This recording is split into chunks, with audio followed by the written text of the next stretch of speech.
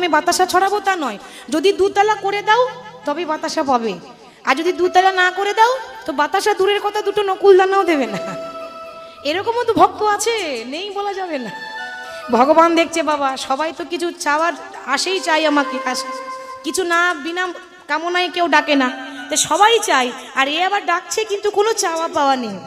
তাহলে ভক্ত যখন ডেকেছে যেতে হবে, তা ভক্তের বয়স অল্প, সেই মতো তো ভগবানকেও সেজে যেতে হবে, তবেই তো ভক্তের সঙ্গে লীলা করতে ভালো লাগবে।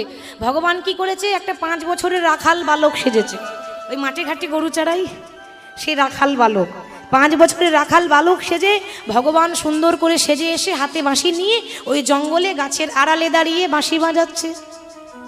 আর জয়দেব শুনছে বাঁশি, চিন্তা করছে হ্যাঁ গো, বাঁশি যদি এত সুন্দর হয়, না জানি বাঁশিওয়ালা কত সুন্দর হবে। এই নিশ্চয়ই আমার মধুসূদন ও গো গিরিধারীলা।